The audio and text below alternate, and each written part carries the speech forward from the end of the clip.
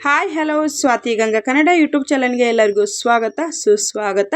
ಇವತ್ತಿನ ವಿಡಿಯೋದಲ್ಲಿ ವರಮಹಾಲಕ್ಷ್ಮಿ ಹಬ್ಬಕ್ಕೆ ಯಾವ ರೀತಿಯಾಗಿ ಮನೆಯನ್ನೆಲ್ಲ ಕ್ಲೀನಿಂಗನ್ನು ಮಾಡ್ಕೊಳ್ಬೇಕು, ಹೊಸದಾಗಿ ಹಬ್ಬವನ್ನು ಮಾಡುವಂಥವ್ರು ಏನೆಲ್ಲ ಒಂದು ಸಾಮಗ್ರಿಗಳನ್ನು ತೆಗೆದುಕೊಂಡು ಬರಬೇಕು. ಹಳಬರು ಸಹ ಅಷ್ಟೇ ವರಮಹಾಲಕ್ಷ್ಮಿ ಅಂದರೆ ಹಳಬ್ರಿಗಂದರೆ ಏನು ತರಬೇಕು ಏನು ಮಾಡಬೇಕು ಅನ್ನೋಂಥದ್ದು ಗೊತ್ತಿರುತ್ತೆ. ಹೊಸಬ್ರಿಗಾದರೆ ಏನು ತರಬೇಕು ಏನು ಮಾಡಬೇಕು ಅನ್ನುವಂಥದ್ದು ತುಂಬ ಗೊಂದಲ ಇರುತ್ತೆ. ಹಾಗಾಗಿ ಇವಾಗ ವಿಡಿಯೋನ ಮಾಡ್ತಾ ಇದ್ದೀನಿ. ಬನ್ನಿ ವಿಡಿಯೋನ ಶುರು ಮಾಡ್ಕೊಳ್ಳೋಣ. ವರಮಹಾಲಕ್ಷ್ಮಿ ಹಬ್ಬಕ್ಕೆ ನಿಮ್ಗೆ ಏನೇನೆಲ್ಲ ಒಂದು ಸಾಮಗ್ರಿಗಳು ಬೇಕು, ಯಾವ ರೀತಿಯಾಗಿ ಪೂಜೆಗೆ ಸಿದ್ಧತೆಯನ್ನು ಮಾಡ್ಕೊಳ್ಬೇಕು ಅನ್ನೋದನ್ನು ತಿಳಿಸ್ಕೊಡ್ತೀನಿ ನೋಡಿ. ಮೊದಲಿಗೆ ವರಮಹಾಲಕ್ಷ್ಮಿ ಹಬ್ಬದ ವ್ರತವನ್ನು ಮಾಡೋವಂಥವ್ರು ಮೊದಲಿಗೆ ನೀವು ಮನೆಯನ್ನೆಲ್ಲ ನೀಟಾಗಿ ಕ್ಲೀನಿಂಗನ್ನು ಮಾಡ್ಕೊಳ್ಬೇಕು. ಕ್ಲೀನಿಂಗ್ ಅನ್ನುವಂಥದ್ದು ತುಂಬ ಅಂದರೆ ತುಂಬ ಮುಖ್ಯವಾಗಿರುತ್ತೆ. ನಿಮ್ಮ ಕ್ಲೀನಿಂಗಲ್ಲಿ ಈ ಏನೇ ಒಂದು ಗೂಡು ಬಿಡಿಸೋದಾಗಿರಬಹುದು, ನೆಲ ಒರೆಸೋದಾಗಿರ್ಬೋದು, ಗೋಮೂತ್ರ ಸ್ವಲ್ಪ ಗಂಗಾ ಜಲವನ್ನು ಹಾಕ್ಕೊಂಡು ಮನೆಯನ್ನೆಲ್ಲ ನೀಟಾಗಿ ಶುದ್ಧಿಯನ್ನು ಮಾಡ್ಕೊಳ್ಳಿ. ತದನಂತರದಲ್ಲಿ ನಿಮಗೆ ಇನ್ನೇನು ಹಬ್ಬ ಹತ್ರನೇ ಬರ್ತಾ ಇದೆ, ಏನೇನೆಲ್ಲ ಒಂದು ಸಾಮಗ್ರಿಗಳನ್ನು ತರಬೇಕು ಹೊಸಬ್ರಾಗಿರೋರು ಅಂತ ಅನ್ನೋದನ್ನು ತಿಳಿಸ್ಕೊಡ್ತೀನಿ ನೋಡಿ. ನಿಮಗೆ ನಿಮ್ಮ ಯಥಾಶಕ್ತಿ ಏನಿದೆಯೋ ಸಾಲವನ್ನು ಮಾಡಿ ಏನೇ ಒಂದು ವಸ್ತುವನ್ನು ತರೋದಕ್ಕೆ ನೀವು ಹೋಗಬೇಡಿ. ಈ ವರ್ಷ ನೀವು ತಾಯಿ ಹತ್ರಕ್ಕೆ ಸಂಕಲ್ಪವನ್ನು ಮಾಡ್ಕೊಳ್ಳಿ. ನಾವು ಈ ರೀತಿ ನಿಮ್ಮ ಕೈನಲ್ಲಿ ಏನಿದೆಯೋ ಎಷ್ಟಿದೆಯೋ, ನಾವು 500 ರೂಪಾಯಿಗೆ ಹಬ್ಬ ಮಾಡಿದ್ರೂ ನಡೆಯುತ್ತೆ, 5 ಲಕ್ಷಕ್ಕೆ ಹಬ್ಬ ಮಾಡಿದ್ರೂ ಕೂಡ ನಡೆಯುತ್ತೆ, 1000 ರೂಪಾಯಿ ಕೂಡ ನಾವು ಹಬ್ಬವನ್ನು ಮಾಡ್ಕೋಬೋದು, ಕೇವಲ 100 ರೂಪಾಯಿ ಕೂಡ ನಾವು ಹಬ್ಬವನ್ನು ಮಾಡಬಹುದು. ಹಾಗಾಗಿ ಯಾವುದೇ ಕಾರಣಕ್ಕೂ ವರಮಹಾಲಕ್ಷ್ಮಿ ಹಬ್ಬಕ್ಕೆ ಅಂತೇಳಿ ನೀವು ಯಾರ ಹತ್ರಕ್ಕೂ 1 ರೂಪಾಯಿ ಕೂಡ ಸಾಲವನ್ನು ಮಾಡಬಾರ್ದು. ಆ ರೀತಿಯಾಗಿ ಸಾಲವನ್ನು ಮಾಡಿದಾಗ ನಿಮಗೆ ಸಾಲಕ್ಕೆ ಸಾಲ ವಿಪರೀತವಾಗಿ ಸಾಲ ಅನ್ನುವಂಥದ್ದಾಗುತ್ತೆ. ನಿಮ್ಮ ಕೈನಲ್ಲಿ ಎಷ್ಟಿದೆಯೋ ಅಷ್ಟಕ್ಕೆ ನೀವು ಪೂಜೆಯನ್ನು ಮಾಡಿ. ನೆಕ್ಸ್ಟ್ ವರ್ಷ ನಿಮಗೆ ತಾಯಿ ನಿಮ್ಮ ಕೈನಲ್ಲಿ ಇನ್ನೂ ಈ ವರ್ಷ ನೀವು 10,000ಕ್ಕೆ ಖರ್ಚು ಮಾಡಿದರೆ ನೆಕ್ಸ್ಟ್ ವರ್ಷ ನಿಮಗೆ 2,000ಕ್ಕೆ ತಾಯಿ ನಿಮಗೆ ಪೂಜೆಗೆ ಅನುಕೂಲವನ್ನು ಮಾಡಿಕೊಡ್ತಾರೆ. ಮುಖ್ಯವಾಗಿ ನಮಗೆ ಏನೇನೆಲ್ಲ ಬೇಕು ಅನ್ನೋದನ್ನು ತಿಳಿಸ್ಕೊಡ್ತೀನಿ. ಸರಳವಾಗಿ ನೀವು ನೋಡಿ, ನಿಮಗೆ ಒಂದು ತಾಮ್ರದ ಚೆಂಬನ್ನೋ ಅಂಥದ್ದು ಬೇಕಾಗುತ್ತೆ.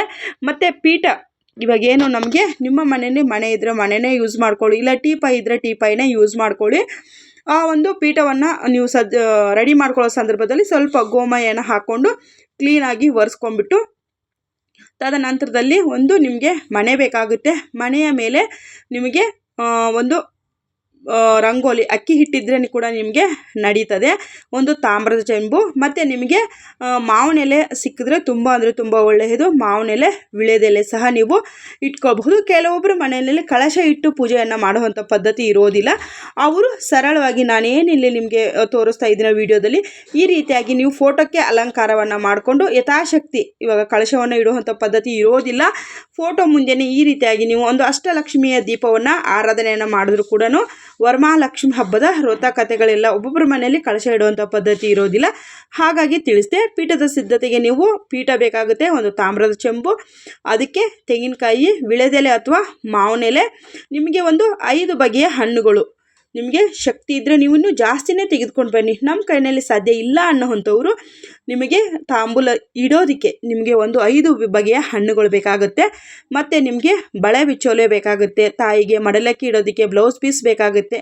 ಸೀರೆಯನ್ನು ಉಡಿಸೋವಂಥ ನಿಮಗೆ ಆಸಕ್ತಿ ಇದ್ದರೆ, ನಿಮಗೆ ಅನುಕೂಲ ಇದ್ದರೆ ನೀವು ರೇಷ್ಮೆ ಸೀರೆನೇ ತಂದು ಉಡಿಸಿ. ಇಲ್ಲ ನಮ್ಮ ಕೈಯಲ್ಲಿ ಸಾಧ್ಯ ಇಲ್ಲ ಅಂದರೆ ಒಂದು ದೇವಿಗೆ ಅದಕ್ಕೆ ಬಾರ್ಡರು ಮತ್ತು ಸೆರಗು ಅನ್ನೋವಂಥದ್ದು ಬಂದಿರಬೇಕು. ಆ ರೀತಿಯಾಗಿ ಸೀರೆಯನ್ನು ನೀವು ತಂದು ತಾಯಿಗೆ ಉಡಿಸಿ. ಮತ್ತು ಯಾವುದೇ ಇವಾಗ ಫ್ಯಾನ್ಸಿ ಸೀರೆಗಳೆಲ್ಲ ಬರ್ತಾವಲ್ವ, ಅದಕ್ಕೂ ಸೆರಗು ಇರೋದಿಲ್ಲ, ದಡಿನೂ ಇರೋದಿಲ್ಲ, ತುಂಬ ಪ್ಲೇನ್ ಸೀರೆ ಯಾವುದೇ ಬಣ್ಣದಾದ್ರೂ ಸಹ ನೀವು ಉಡ್ಸೋದಕ್ಕೆ ಹೋಗಬೇಡಿ. ತಟ್ಟೆಗಳ ಜೋಡಿಸೋದಕ್ಕೆ ನಿಮಗೆ ಎಷ್ಟು ತಟ್ಟೆಗಳನ್ನು ಜೋಡಿಸ್ಬೇಕಪ್ಪ ಅಂತಂದರೆ 5 ತಟ್ಟೆ, 9 ತಟ್ಟೆ, ಕೆಲವೊಬ್ಬರು 7 ತಟ್ಟೆ ಕೂಡ ಜೋಡಿಸ್ತಾರೆ. ಆದರೆ 7 ತಟ್ಟೆ ಯಾವುದೇ ಕಾರಣಕ್ಕೂ ಜೋಡಿಸೋದಕ್ಕೆ ಹೋಗಬೇಡಿ. 5, 9, 11, 16, 18, 21 ಈ ರೀತಿಯಾಗಿ ತಟ್ಟೆಗಳನ್ನು ಜೋಡಿಸ್ಕೊಳ್ಳಿ.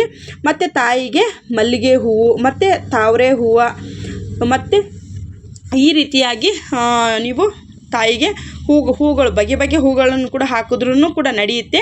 ಅದರಲ್ಲಿ ನಿಮಗೆ ಮಲ್ಲಿಗೆ ಹೂವು, ಕನಕಾಂಬರ ಹೂವು ಮತ್ತು ತಾವರೆ ಹೂವು ಸಿಕ್ಕಿದ್ರೆ ತುಂಬ ಅಂದರೆ ತುಂಬ ಒಳ್ಳೆಯದು. ಯಾವುದೇ ಕಾರಣಕ್ಕೂ ಜರ್ಮನ್ ಸಿಲ್ವರ್ಗಳನ್ನ ಬಳಸೋದಕ್ಕೆ ಹೋಗಬೇಡಿ. ತಾಮ್ರ ಮತ್ತು ಬೆಳ್ಳಿಯನ್ನು ಬಳಸಿ, ತುಂಬ ಅಂದರೆ ತುಂಬ ನಿಮಗೆ ಒಳ್ಳೆಯದಾಗುತ್ತೆ. ನೀವು ಇವಾಗೇನು ಪೂಜಾ ಸಾಮಗ್ರಿಗಳನ್ನು ಕ್ಲೀನಿಂಗ್ ಎಲ್ಲ ಮುಗಿದ ಮೇಲೆ ತರೋಕೆ ಹೋಗೋ ಮೊದಲಿಗೆ ನೀವು ಯಾವುದೇ ಕಾರಣಕ್ಕೂ ಸೀರೆಯನ್ನು ತೆಗೆದುಕೊಳ್ಳೋದಕ್ಕೆ ಹೋಗಬಾರ್ದು.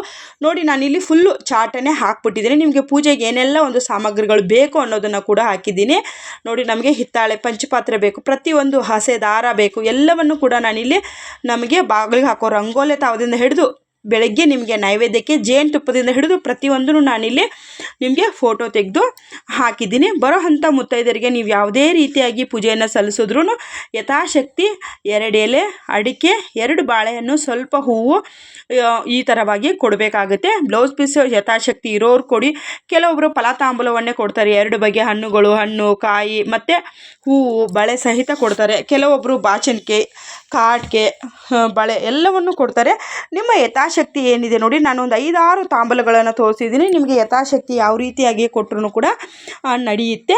ನೀವು ಈ ರೀತಿಯಾಗಿ ಮನೆಗೆ ಹಸುವಿನ ಸಗಣಿ ಸಿಕ್ಕಿದ್ರೆ ಅವತ್ತು ಸಾರಿಸ್ಬಿಟ್ಟು ರಂಗೋಲಿಯನ್ನು ಹಾಕಿ ತುಳಸಿ ಕಟ್ಟೆ ಹಚ್ಚಕ್ಕೆ ಪೂಜೆಯನ್ನು ಮುಗಿಸ್ಕೊಂಡು ತದನಂತರದಲ್ಲಿ ನಿಮ್ಮ ದೇವರ ಮನೆಗೆ ಪೂಜೆಯನ್ನು ಸಲ್ಲಿಸ್ಕೊಂಡು ತದನಂತರದಲ್ಲಿ ನೀವು ವರಮಹಾಲಕ್ಷ್ಮಿಯ ಪೂಜೆಯ ಅಷ್ಟೋತ್ತರ ಆಗಿರ್ಬೋದು, ಕುಂಕುಮಾರ್ಚನೆಯನ್ನು ಆಗಿರಬಹುದು ಮಾಡ್ಕೊಳ್ಬಹುದು. ಯಾವುದೇ ಕಾರಣಕ್ಕೂ ಅಷ್ಟೇ ನೀವು ಎಲ್ಲ ದೇವರಿಗೆ ಒಡವೆಯನ್ನು ಹಾಕ್ಬಿಟ್ಟು ಯಾವುದೇ ಕಾರಣಕ್ಕೂ ನೀವು ಮಾತ್ರ ಹಾಗೇ ಪೂಜೆಯನ್ನು ಮಾಡೋದಕ್ಕೆ ಹೋಗಬೇಡಿ. ನೀವು ಸಹ ಅಷ್ಟೇ ಒಳ್ಳೆ ಒಂದು ರೇಷ್ಮೆ ಸೀರೆ ಇದ್ದರೆ ಉಟ್ಕೊಳ್ಳಿ, ಇಲ್ಲ ಅಂದ್ರೆ ಕಾಟನ್ ಸೀರೆ ಇದ್ರೂ ಸಹ ಉಟ್ಕೊಳ್ಳಿ. ರೇಷ್ಮೆಗೆ ಯಾವುದೇ ರೀತಿ ಮಡಿ ಮೈಲಿಗೆ ಅನ್ನೋದು ಇರೋದಿಲ್ಲ. ಇಲ್ಲ ಅಂದರೆ ನೀವು ಕಾಟನ್ ಸೀರೆ ಕೂಡ ಉಟ್ಕೊಳ್ಬಹುದು. ಚೆನ್ನಾಗಿ ರೆಡಿ ಆಗಿಬಿಟ್ಟು ಪೂಜೆಯನ್ನು ಮಾಡ್ಕೊಳ್ಬೇಕು. ಬೆಳಗ್ಗೆ ಎದ್ದ ತಕ್ಷಣ ನಾವು ಬೆಳಗ್ಗೆ ಬ್ರಹ್ಮ ಮುಹೂರ್ತದಲ್ಲಿ ಪೂಜೆಯನ್ನು ಮಾಡಬೇಕಂತ ಹೆಂಗಂದರೆ ಹಾಗೆ ನೈಟಿನಲ್ಲಿ ಆಗಿರಬಹುದು ಈ ರೀತಿಯಾಗಿ ದಯವಿಟ್ಟು ಪೂಜೆಯನ್ನು ಮಾಡಬೇಡಿ.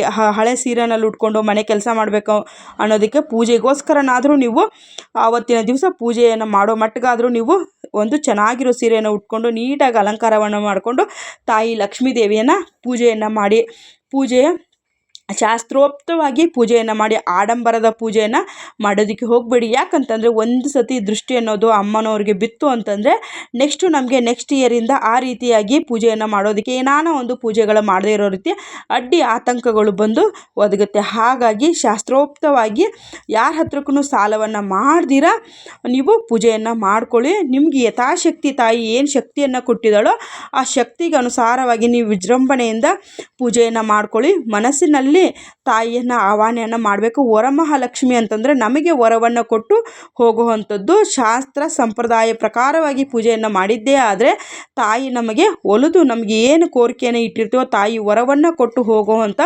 ವರಮಹಾಲಕ್ಷ್ಮಿ ತಾಯಿ. ಯಾವ ಬಣ್ಣದ ಸೀರೆಯನ್ನು ತರಬೇಕು, ಯಾವ ಒಂದು ಶುಭ ಮುಹೂರ್ತದಲ್ಲಿ ಪೂಜೆಯನ್ನು ಮಾಡಬೇಕು ಅನ್ನೋದನ್ನು ನೆಕ್ಸ್ಟ್ ವಿಡಿಯೋದಲ್ಲಿ ತಿಳಿಸ್ಕೊಡ್ತೀನಿ. ವಿಡಿಯೋ ಇಷ್ಟ ಆದರೆ ಲೈಕ್, ಶೇರ್, ಕಮೆಂಟ್, ಸಬ್ಸ್ಕ್ರೈಬ್.